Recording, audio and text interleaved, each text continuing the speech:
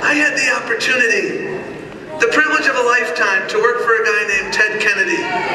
Ted Kennedy was one of the most effective progressive senators in the history of this country. And I got to be part of the extended family. And when we go back to the 60s, I was in diapers. Bobby Kennedy was out there organizing farm workers. And he spoke about where we were as a nation. He spoke about what we were doing as a nation.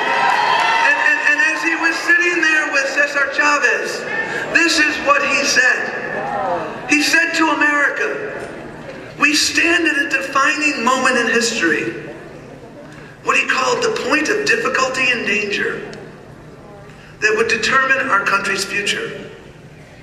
He went on to say that when your children and grandchildren take their place in America, taking good jobs at good pay, when you look at them, you will tell them, I was there. I stood up. I marched. I did this. My friends, that statement is just as powerful today as it was 50 years ago. When we are united, we move forward. Dr. King said, quite appropriately, that the arc of the moral universe is long, but it bends toward justice. But my friends, it never bends on its own. We must bend it together. We will bend it together. And when we bend it together, that's when we're at our strongest. Thank you very much. And it is now my great honor and privilege to present to you my friend, Senator Bernie Sanders.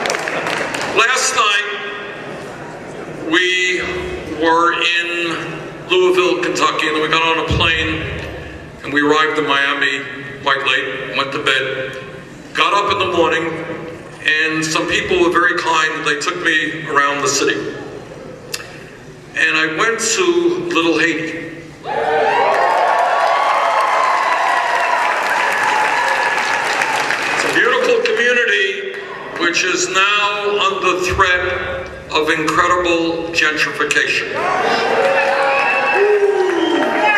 You got some billionaires coming in who think it is okay to push out tenants, to push out small business people who have been there for decades in order to build fancy condominiums.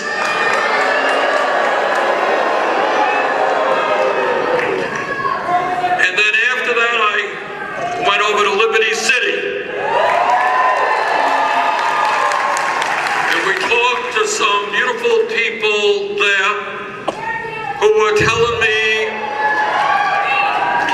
that you got babies there who are homeless, moms sleeping out on couches, schools are inadequate, talking about the fact that we have a drug economy there.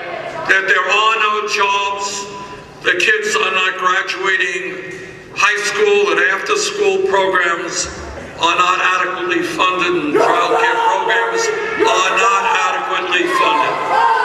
And what we have got to do, it seems to me, is to address not only the issues of Little Haiti and the issues of Liberty City, we have got to begin to look at what is really going on in America and have the guts to confront those issues.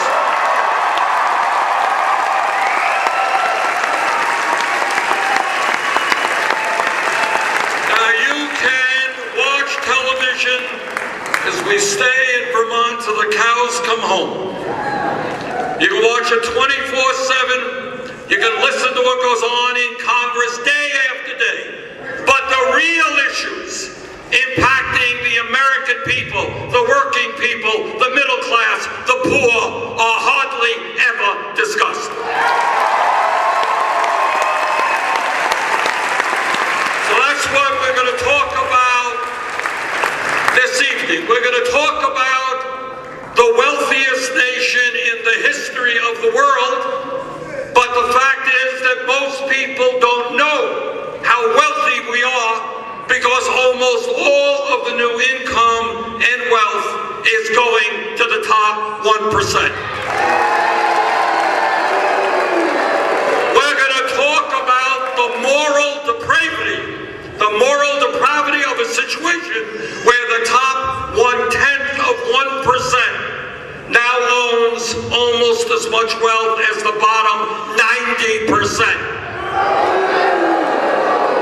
We're going to talk about the reality in America is that since the year 2000, we have seen a tenfold increase in the number of billionaires in this country, and yet you got veterans sleeping out on the streets in Miami, Florida.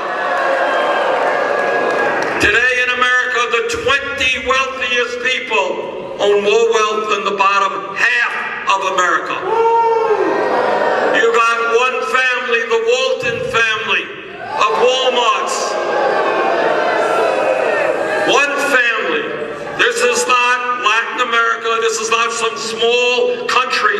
One family in the United States of America owns more wealth than the bottom 42% of our people.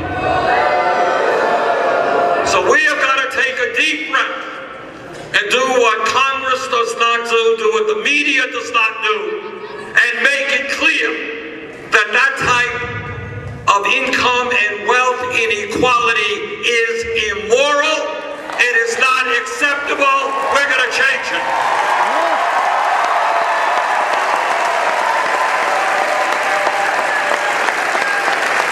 We cannot continue living in a nation which the wealthiest 1% gets richer and richer and richer, while the middle class continues to shrink, and millions of our people are living in desperate poverty.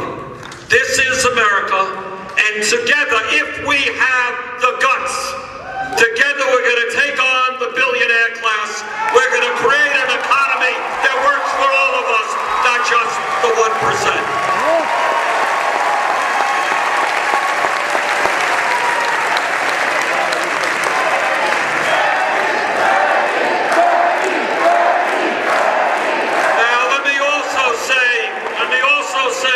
I've said it before and I'll say it again. It will offend some people in this room, but I believe it's the truth. Donald Trump did not win the election. The Democrats lost the election.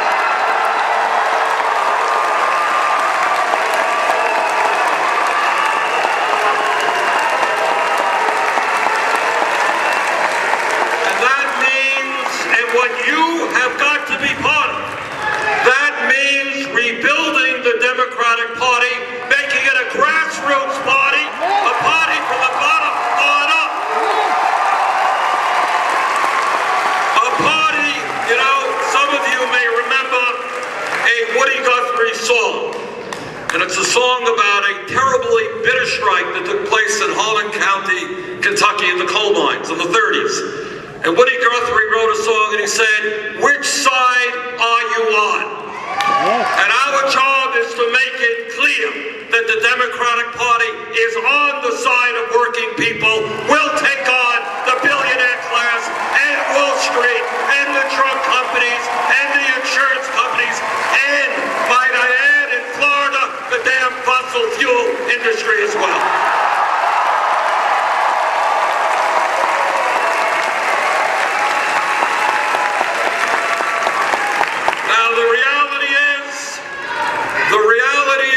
That's right, no damn fracking. All right, while you got me on that subject, it's an amazing thing when you talk about greed and you talk about power. Here we are in the beautiful state of Florida. You know what? You have an extraordinary natural resource. In case you haven't noticed, it gets sunny here in Florida. Now, how in God's name is Florida not helping to lead the country in transforming our energy system?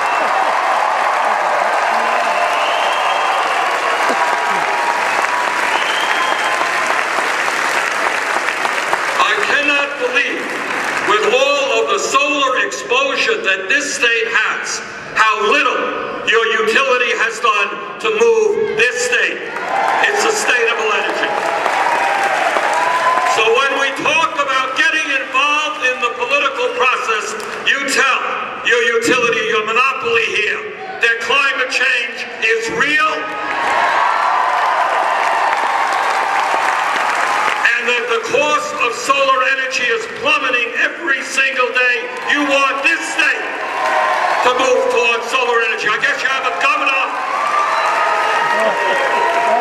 You got a governor who forbids his people to mention climate change. All right, so when we talk about a political revolution, you can lead it right here in Florida. Demand, fight to transform Florida's energy system away from fossil fuel to energy efficiency and sustainable energy. You can do it right here.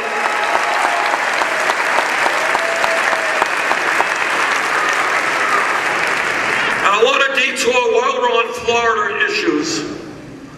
Let me mention something that is really, I think, very positive and very exciting, and it speaks to the good things that happen when people come together. Right through that alley, the pathway over there is the Hyatt Regency Hotel. That's where I spent last night. You may or may not know that just a few days ago, the workers in that hotel signed a union contract.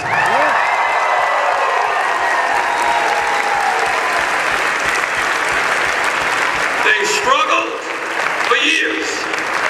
And as a result, as I understand it, of signing that contract, I think within the last week, their cost of their health care is going way, way down, and their wages are going up. They stood up, they fought back, and they won, and that's what we can do as a people.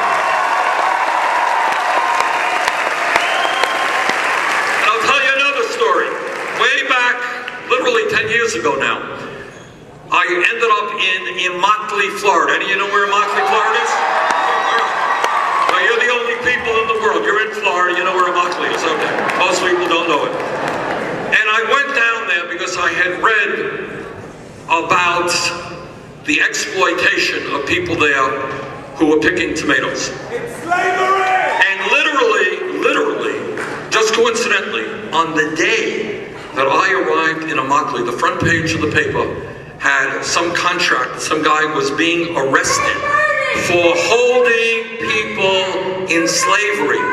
Can you imagine that? It's the year 2007. A person was being held involuntarily, forced to work involuntarily in Immokalee, Florida.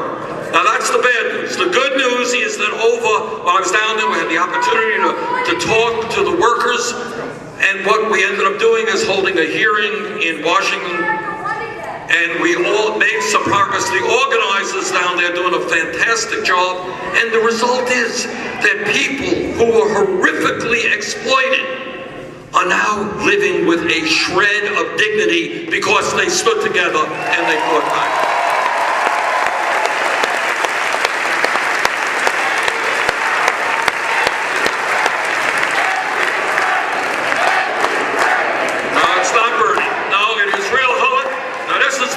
Let's deal with that one. It's not Bernie at all. In this case, what you saw is working people coming together. In Immokalee, you saw some great organizers bringing people together. And by the way, what they did is they went to Burger King and they went to McDonald's and the other fast food restaurants who use these tomatoes, and they exposed them before the world. They said, you know what? You are purchasing tomatoes from people who are living just a notch above slavery, and we're going to expose you. They force those companies and their agents to come to the table. That's what happens.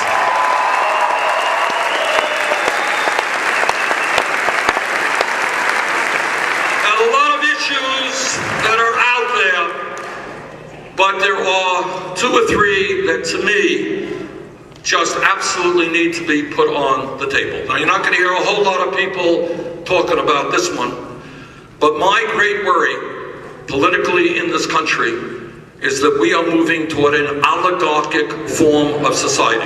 What does that mean? It means that between Wall Street and corporate America and a handful of billionaire families, you have a small number of people who control our economy. And as I mentioned earlier, people on top doing phenomenally well, unprecedentedly well. Meanwhile, you got something else that we have to worry about very, very much. And that is the billionaires in this country are not putting their wealth underneath their mattresses. They understand that politics matters. And you got people like the Koch brothers.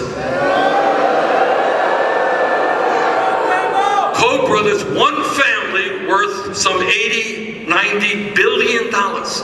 They are spending hundreds of millions of dollars in order to elect candidates who represent the wealthy and the powerful. They are setting up think tanks. They are setting up chairs in universities to teach right-wing ideology. If you can believe it, there are people who believe, and I believe, that the Koch brothers today, one family, are more powerful than the Republican Party. One family. That is called oligarchy. And our job is not only to overturn this disastrous Citizens United Supreme Court decision.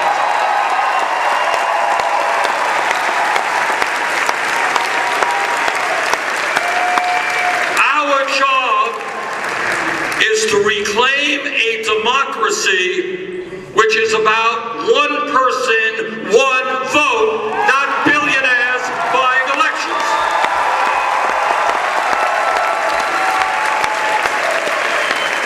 And then as bad as Citizens United is, as bad as billionaires buying elections is, you got another reality. And that reality is you have cowardly Republican governors and legislatures all over this country who don't have the guts to participate in free, fair, and open elections. And they are working overtime to suppress the vote, to make it harder for poor people or people of color or old people or young people to vote. Now, you know, I have won elections, I have lost elections, but it has never occurred to me to figure out a way in my state of Vermont to keep people from voting because they might vote against me. If I cannot win an election on my ideas, on what I believe, on who I am, I should not win that election.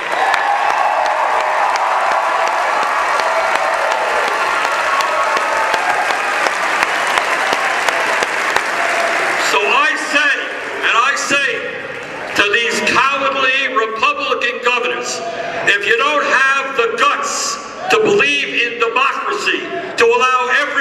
who should be voting to be voting, get out of politics and get another job.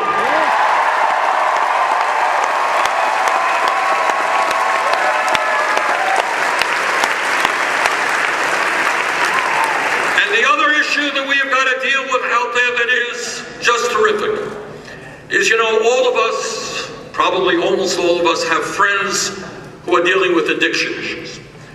They're dealing with drug problems, they're dealing with alcohol problems, they're dealing with this disorder or that disorder. But there is a particular kind of addictive disorder that the ruling class of this country now has.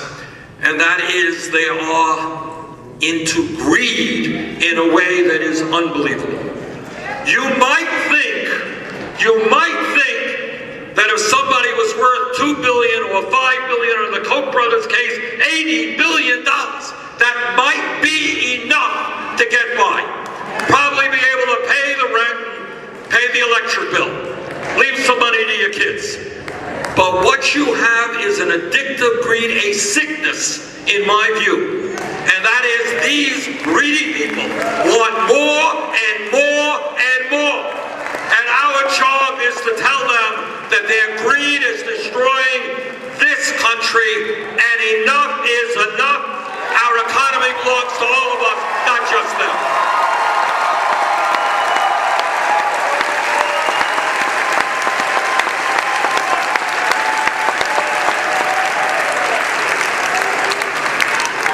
Our job is to make a political revolution.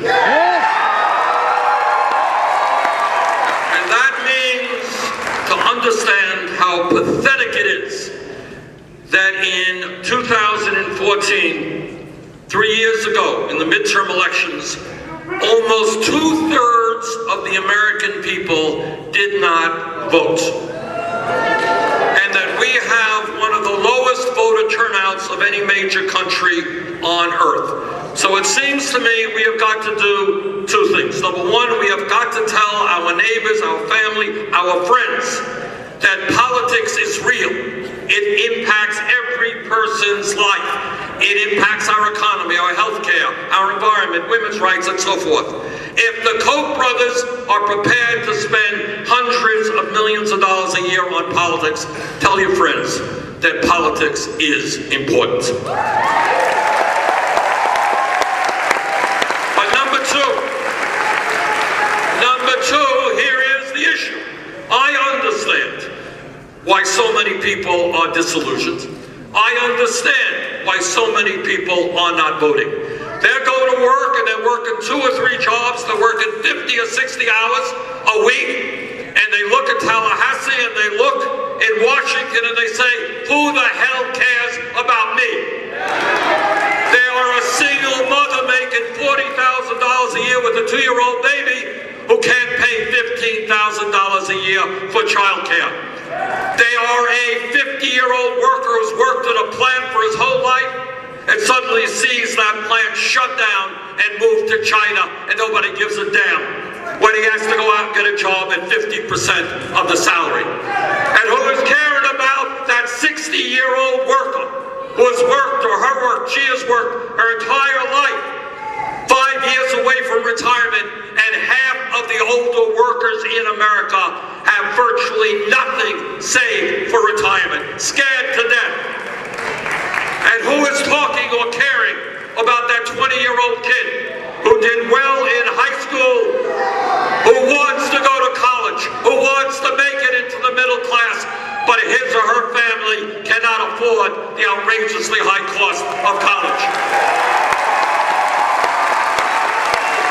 Who's listening to that 30-year-old who's been paying off student debt year after year, can't buy a house, can't buy a car, can't have kids because you're paying off that student debt? For what crime? The crime of trying to get a decent education.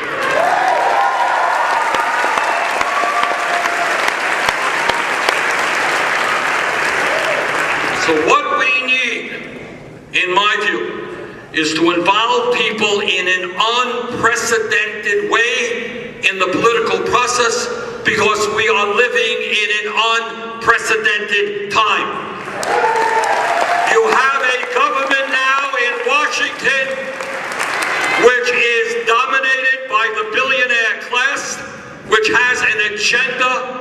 that speaks to the needs of the billionaire class. Now you go out, not just here in Florida, you go to any state in this country, go to the most conservative state, go to Oklahoma, go to Mississippi, you ask people whether it makes sense to give hundreds and hundreds of billions of dollars in tax breaks to the 1% and then cut Social Security, Medicare, and Medicaid. Nobody believes that except the Republican Party in Washington.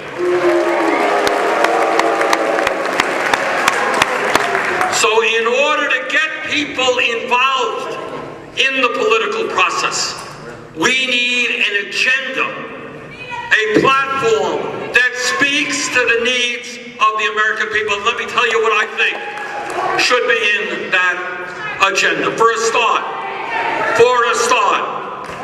we need to join the rest of the industrialized world and guarantee health care to all people as a right.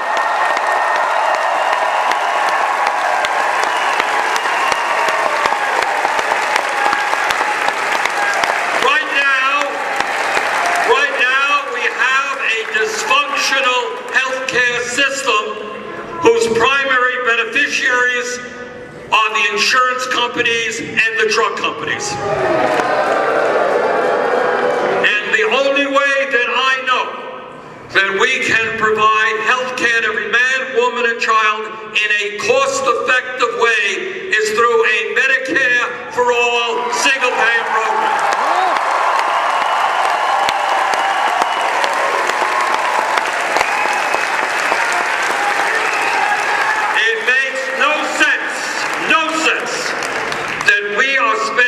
Twice as much per person on health care as Canadians, 3 times more than the British spend, and our outcomes, our life expectancy, how we deal in childbirth and so forth, in many ways is worse than those countries. So our job, brothers and sisters, is to take on the insurance companies, take on the drug companies, and go forward to guarantee health care for all people as a right.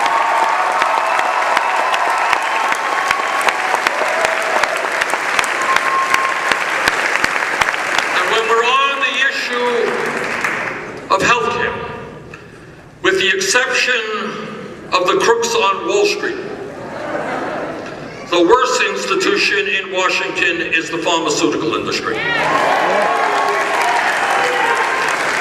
If you can believe it, and I want to tell you about crazy. You ready to hear about crazy?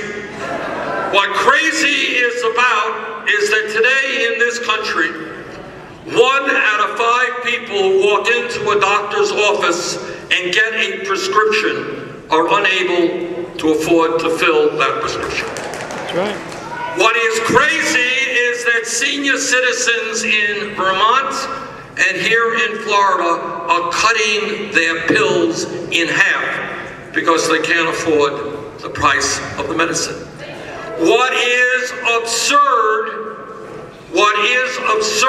is that 2 years ago, the top 5 drug companies made $50 billion in profits.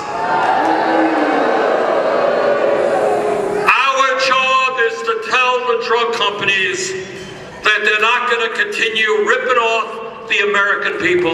We're not going to continue paying the highest prices in the world. They are going to lower their prices significantly.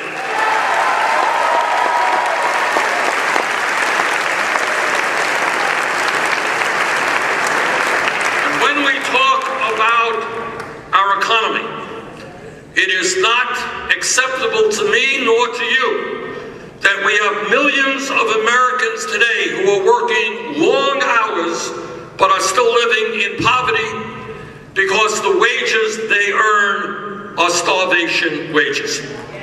A $7.25 minimum wage is a starvation wage. We have got to raise the minimum wage to a living wage, $15 an hour. Within the next month, I will be introducing legislation to do just that.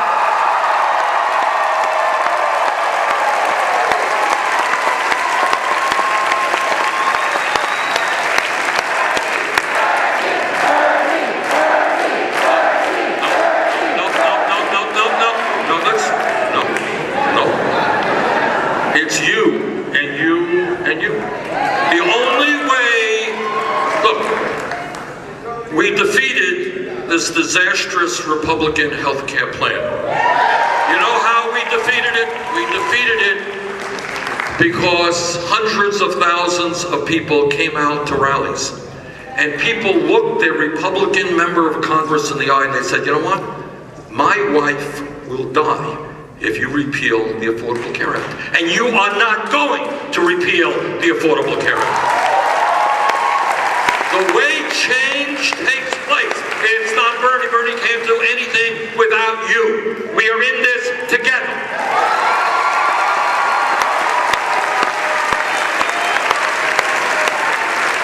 I can tell your governor that it is wrong and immoral and bad economics not to expand Medicaid to many hundreds of thousands of people here in Florida. I can tell him that. You can unelect him.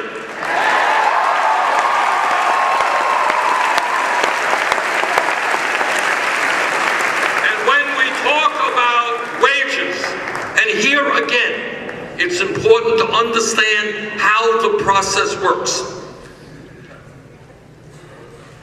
5 years ago, if we were in this room, and somebody jumped up and said, you know, Bernie, minimum wage, 7.25, it's absurd, it's starvation wage. We got to raise minimum wage to $15 an hour. The person next to her would have said, you're crazy. Because what you want to do is more than double the federal minimum wage. You're crazy. You're thinking too big. You're too radical. All right? And that's what they always tell you. Medicare for all, too radical. So what if the rest of the world has it? We somehow can't do it. All right? But what happened, and again, this is from the bottom on up, what happened? Working people in the fast food industry, they went out on strike, and they demonstrated, and I had the honor of going out on picket lines with them. But by the thousands, they left their McDonald's and Burger King and Wendy's shops, and they said, we need a living wage. And then suddenly, the ideas began spreading all over the country, and people began to understand you can't live on $8 an hour. You can't live on $9 an hour. And then out in Seattle, Washington, City Council there passed $15 an hour. And San Francisco, and California, and New York State, and now all across the country. 3 or 4 years ago, Democrats were saying, well, 7.25 much too, let's raise the minimum wage to $10.10. Now, the number is $15 an hour because you made it happen. When people stand up and fight back, you change the dynamics, you change the reality. What looked like something impossible yesterday becomes reality today. And here's another area that we have got to put on the table. This is 2017. Women in America cannot continue to work for 79 cents on the dollar compared to men.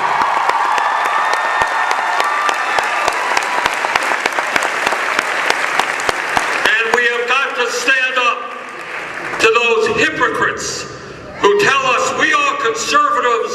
We believe people have a right to control their own lives, get the government off our backs, small government, but they are about to tell every woman in America what she can do with her body. That is hypocrisy.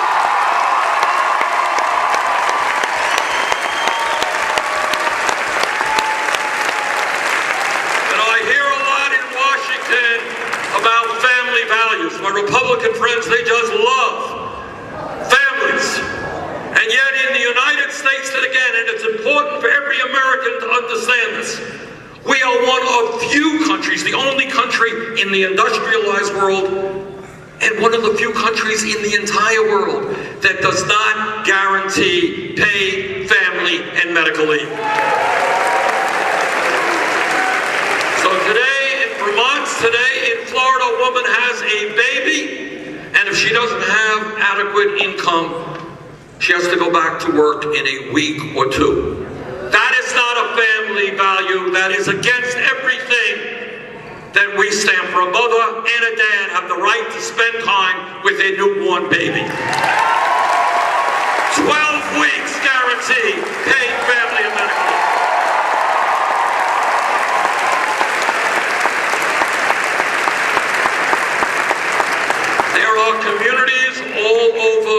this country, often minority communities, sometimes rural communities, where youth unemployment is 20, 30, 40%. And the result of that is that as a nation, we today have more people in jail than any other country on earth. We have over 2 million people in jail, disproportionately African American, Latino, and Native Americans. We're spending $80 billion a year to lock up fellow Americans. Well, I think it is time to rethink our criminal justice system.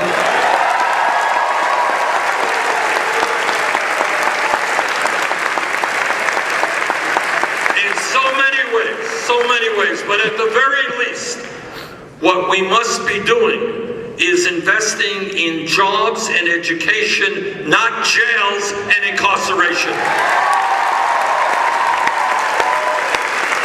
I want our young people working in meaningful jobs or in school, not rotting away in a jail cell. And then we have an issue that is on us right now. And that is, we have some 11 million undocumented people in this country. People who are being scapegoated, people who are being frightened, people who are being attacked in every way. And our job is to say to Mr. Trump, stop scapegoating people, pass comprehensive immigration reform and a path toward citizenship.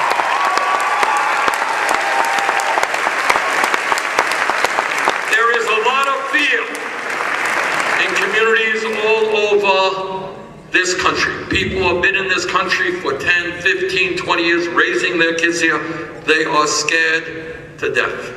And our job is, together as a nation, to say that we respect those people, that we're going to work with those people, and we are finally going to pass immigration reform. And the important point here also is we cannot, I think all of us who studied history understand how demagogues work. How demagogues always work, not just in America, but all over the world. What you do is you pick on people who are often weak and powerless, minorities. And when you tell the majority that you don't have a job, it's his fault. You're earning low wages, it's her fault. And you divide people up. So you have a president, you have his friends out there attacking the Latino community, attacking the Muslim community. You have a president who, before he ran for office, was a leader of the so-called birther movement, trying to delegitimize the presidency of the first African American we've ever had. And that's how they always do it. They divide us up by our sexual orientation, the country we came from, our gender, the color of our skin. And the way we defeat them is we stand together and not allow us to be divided up.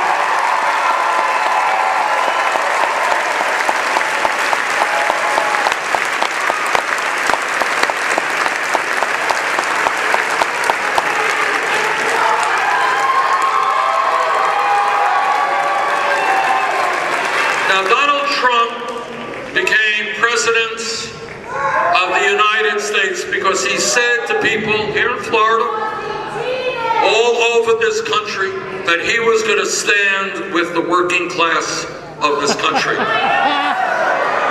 I think what many of the people who voted for him are now seeing is that he lied. That he never had any intention of standing with working people. So I say to President Trump, you're not standing with working people when you support health care legislation which throws 24 million working people off health insurance and substantially raises premiums for older workers and defunds Planned Parenthood and cuts Medicaid by $800 billion. That is not standing with working people. You're not standing with working people when you give huge, may I use that word? breaks the billionaires, and then you cut back on the Meals on Wheels program, after-school programs, the WIC program. You know what the WIC program is? WIC program is a very successful program which makes sure that low-income pregnant women and their babies have nutrition, have good nutrition. They want to eliminate the WIC program and expand military spending by $80 billion over the next 2 years.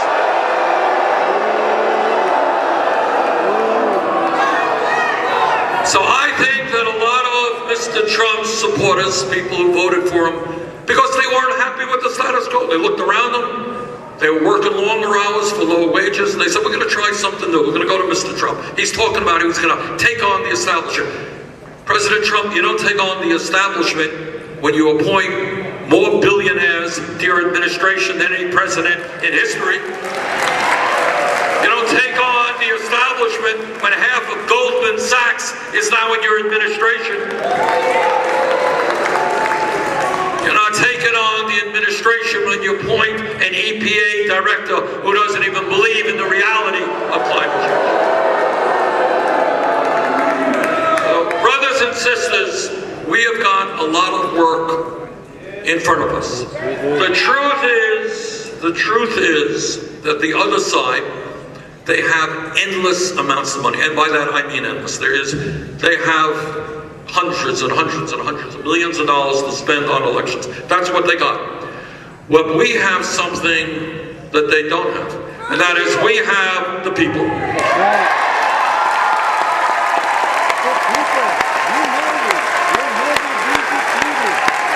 But if people are not involved, if you're not thinking about running for school board, if you're not thinking about running for city council, state legislature, Congress, whatever it is, if you're not prepared to support people, if you're not going to get in the fight to transform our energy system, if you're not going to get in the fight to improve and protect public education in America, you're not going to get in the fight for women's rights or gay rights. If you're just standing back and moaning and groaning and making funny jokes about Trump, that ain't good enough.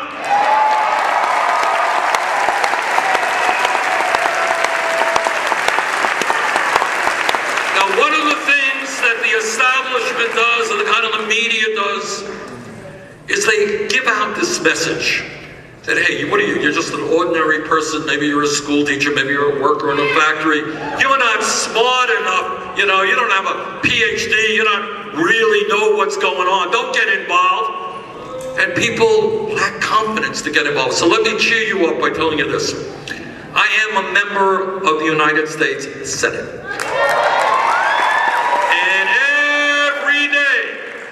I associate with members of the United States Senate and the House of Representatives.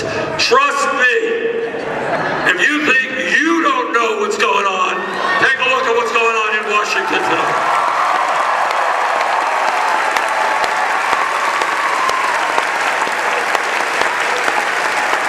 And that's my point. My point is, you can do it. Yeah, I know, you may not know everything about the United States budget. You know, I'm on the budget committee. I don't know everything about the budget, all right? You may not know all the fine details about climate change, but you know what you do know? You know that we don't give tax breaks to billionaires and cut programs for working people. You know that every person in America is entitled to health care as a right. Racism and sexism and homophobia.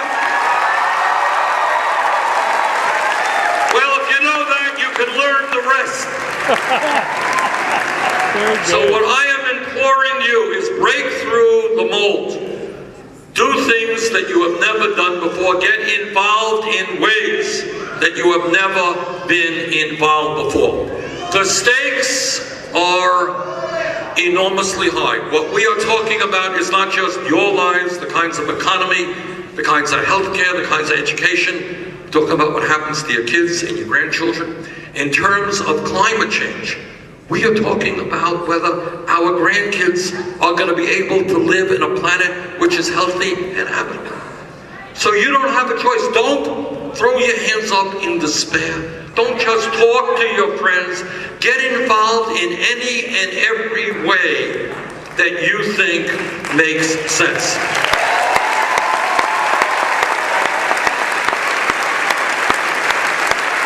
So the message of tonight, stand up, fight back. We're going to win this thing. Thank you all very much.